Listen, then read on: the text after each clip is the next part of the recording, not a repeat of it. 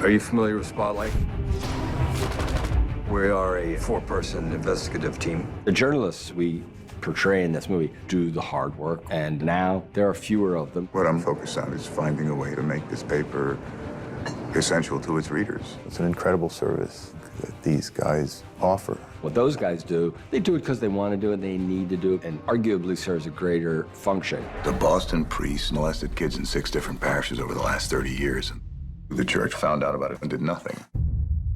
This strikes me as an essential story to a local paper. Journalism is an integral part of a free and healthy society. You can't have a free society without a free press. You want to sue the church? Technically, we wouldn't sue the church. We'd file a motion to lift the seal on those documents.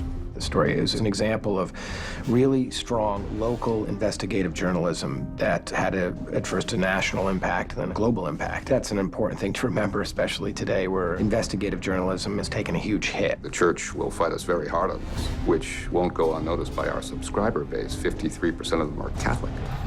I think they'll be interested.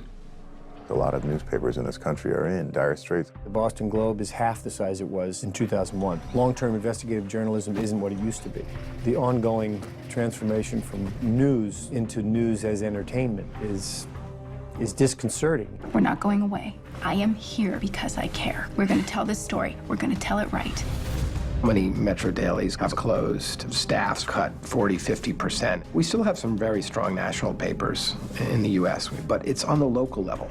And I think that's important to remember that this story, this movie, is based on the local paper that cracked this, and they're probably the only people who could have cracked it. I want to keep digging. We need to focus on the institution.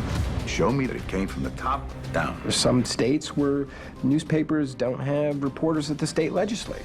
Now that's terrifying. We need to know what's happening at that level. 6% act out sexually. 6% is 90. 90 priests. If there were 90 of these bastards, people would know.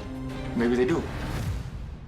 Supporting real investigative journalism is a fundamental element to our democracy. We just owe it to ourselves, we owe it to our country that we are holding institutions and individuals in check, and we rely on journalists to do that, and they can't do it if they're not there.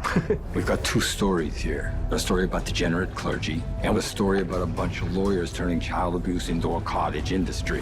Which story do you want us to write? Because we're writing one of them. Hopefully what will happen is people who really want to be journalists and people who want to expose stories like this will take those old standards and just move them along to new media. If I can be of any help, don't hesitate to ask. This is a shining example of how our society benefits from a strong, free, professional press. Thank you. Personally, I'm of the opinion that for a paper to best perform its function, it really needs to stand alone.